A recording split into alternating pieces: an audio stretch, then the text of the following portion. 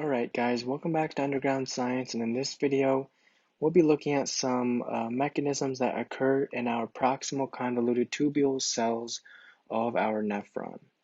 Alright, so let's go ahead and get started.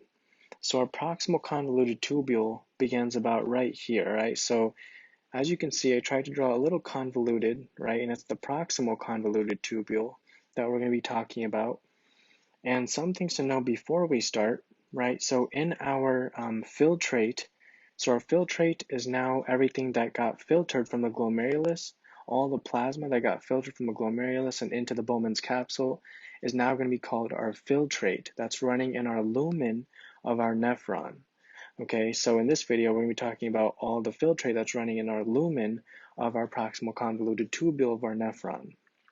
So before we start, let's talk about some things that are in the filtrate, right? Starting at the proximal convoluted tubule, let's talk about some things that are in the filtrate, all right? So there's a bunch of things, right? So we're gonna see some sodium, all right? So let me go and messed up there. So some sodium, we're gonna have potassium, chloride anions, we're gonna have calcium, right? Magnesium, and we're gonna have let's bicarb, right? Bicarb, our bicarbonate anion. We're gonna have some fats.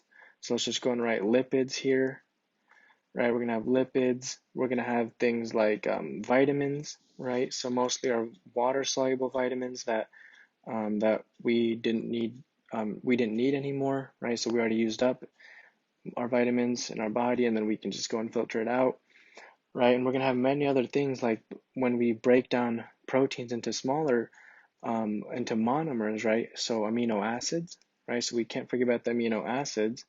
So let's keep on writing it up here, but know that all of these are in the filtrate in our lumen of our proximal convoluted tubule.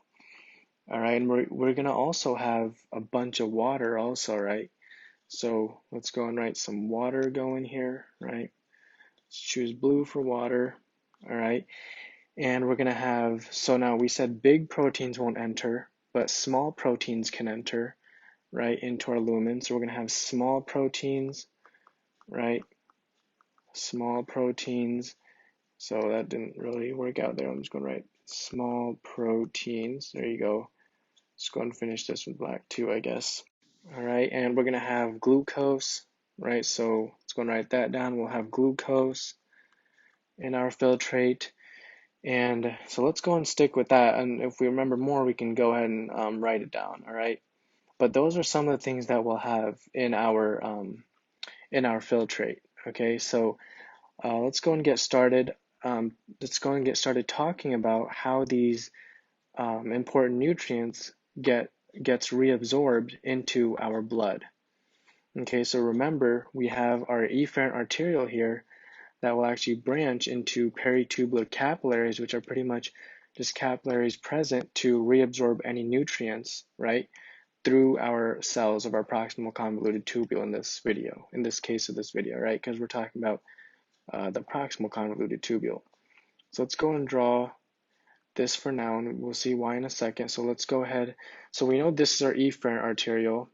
So let's go and label this as our, so let's go and draw that too. So let's go and label this as our peritubular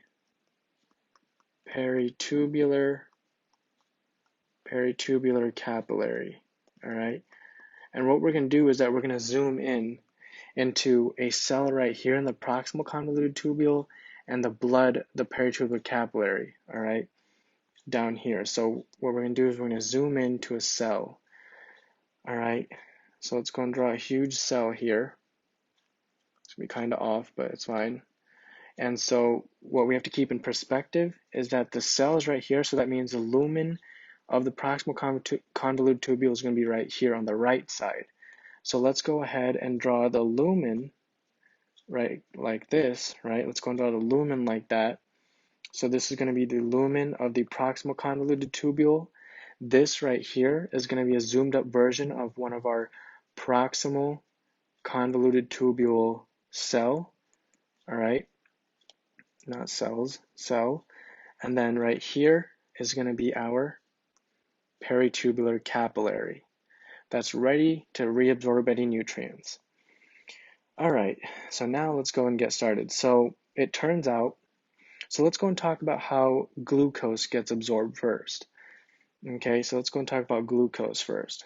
So let's go above here, and we're going to be focusing on our, where is it? Right here. So our glucose. So I guess we can stay consistent in the colors. All right, so let's say glucose looks like this, right? We know it's 6-carbon sugar, but let's just go and write it like that. So this will represent glucose, I guess, right? And it turns out that we have these special types of transporters. So this is going to be our apical side or apical side, right? Hopefully I'm pronouncing that right, but this is going to be our apical side of our cell, because our apical side is near our lumen and our basolateral side is going to be near the blood. So this is going to be our basolateral side of our cell. So on our apical side near the lumen, we have this cool protein here that is actually a sodium glucose transporter. All right, so this is going to be our sodium glucose transporter. Sodium glucose transporter. All right, so transporter. And so it's sodium glucose because it turns out that there's a lot of glucose inside the cell, but there's a lower concentration of glucose in the lumen. And as we know, if a molecule has to go from low to high concentration, we need energy. We need ATP, but sodium comes here and is like, you know what, I got you, right? And then what it's going to do is sodium is going to go from high to low concentration. So it turns out that we have low concentration of sodium inside the cell, and we have high concentration of glucose inside the cell. And it's the opposite here. We have high concentration of sodium and low concentration of glucose. So that's why sodium present in the vicinity, right? There's a lot of sodium here, can go from high to low concentration. All right, so it's passive transport for sodium, but it's active transport for glucose. So we call this secondary active transport. It doesn't directly use ATP, all right, but it still uses the passive transport of sodium to transfer glucose against its gradient, all right. So glucose goes against its gradient from low to high concentration, all right, and ends up inside the cell here. All right, so this is our secondary active transport mechanism, okay? Sodium helps glucose come inside the proximal convoluted tubule cell. And so what happens from here is that we will actually have a channel on the basolateral surface, right? So we're actually going to have a channel on the basolateral surface of our proximal convoluted tubule cell.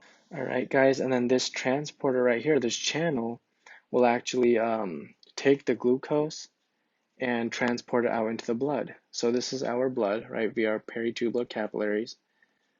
And what's going to happen is that our glucose can just dip, right? It's going to dip out. So like, see guys, and it's going to go into the blood. All right, so we just reabsorbed some glucose, and we need to. And we'll see how much we do later, all right? And so what's going to happen is that there's not just one channel here, right? There's many of these sodium glucose transport channels on the apical side of our proximal convoluted tubule cells. And so all the sodium buildup inside, right, we don't want, right? Because we don't want a high concentration of sodium inside, because of sodium, we're bringing in the glucose, right? We need a low concentration of sodium so we can go from high to low and then help glucose come inside also, because this is the way we're getting glucose inside our cell. So we don't want a buildup of sodium here. So what we have is that we have a bunch of sodium potassium ATPase channels. All right, so we have a bunch of sodium potassium ATPase channels. All right, and these sodium potassium ATPase channels look like this. So we're gonna have, let's say, draw like 2 there and 2 here.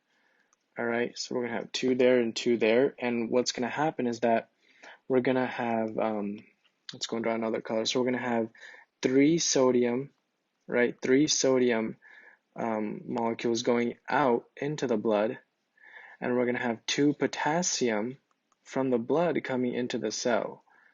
All right, so we're going to have 2 potassium coming into the cell and 3 sodium going outside and into the blood. All right, and then the same way is going to happen in all the other, or the same mechanism is going to occur in every other sodium, potassium, ATP, ACE channel, right, in the cell. So we're going to have, so let's go and draw in here because we don't have space there. 3 sodium molecules are going to go into the blood, and from the blood we're going to have potassium, right, go from low concentration to high concentration. All right, because remember, most of the potassium is actually inside our cells of our body. All right, so because we're transporting sodium from low to high concentration, and we're transporting potassium from low to high concentration, we use ATP. That's why these transporters are called sodium, potassium, ATP, ACE transporters. All right, so we're going to actually be using ATP, right? We're going to be breaking down ATP into ADP and an organic phosphate. So we're going to be using a lot of this ATP for these channels to be working. And these channels, you can think of it as it's going to help reabsorb sodium into the blood, and at the same time, it's going to help keep the concentration of sodium inside the cell low. All right, so this mechanism can also keep on working. Okay, and also remember that when sodium gets reabsorbed into the blood, water also follows sodium. All right, so because remember, if you have solute somewhere, if you have a high concentration of solute somewhere, water is going to want to follow that high concentration of solutes because water goes from high to low concentration. All right, so wherever sodium will go, water will follow also. So if sodium ends up getting reabsorbed into the blood, we're also going to have water, right, that's into the lumen, that's also going to end up getting reabsorbed into our blood because of the sodium. All right, and it turns out because of sodium and glucose, right, coming in, and glucose leaves the proximal convoluted tubule cell and enters the blood, and sodium leaves via these transporters, right? It turns out that we actually reabsorb around 65% of the sodium. So we reabsorb, let's go and write this in a different color, we reabsorb 65% of the sodium and around 65% of the water in our proximal convoluted tubules, all right, into the blood. Okay, and this glucose that we see here, right, in our proximal convoluted tubule, we absorb around 100% of all of our glucose and amino acids. All right, and glucose, it can also be glucose that works like this, or it can be lactate also. So if we drew lactate here, right, the conjugate base of lactic acid, let's say if this was lactate that's also in the filtrate, it would work in the same way as it would take help from sodium. Lactate would go from low to high concentration. However, sodium would go from high to low concentration. So we would use secondary active transport here, and then lactate would also leave via these channels, and we would reabsorb some of this lactate also. So around 100% of our glucose, lactate, and amino acids are reabsorbed in our proximal convoluted tubule, right? If there's nothing wrong with this channel and these channels over here also. All right, so if the person's not taking any drugs or something, if the person takes a drug that actually blocks this sodium glucose co-transporter, if it blocks this transporter right here, then you'll end up peeing a lot of the glucose out, right? But if everything's under normal conditions, right, if nothing's wrong with these channels, then it's said that around 100% of our glucose and some of our lactate also, and 100% of our amino acids are reabsorbed into our blood. So what happens to the amino acids? We'll actually look into that also in our next video, all right? So we'll just pick up right here. All right, guys, so see you guys there.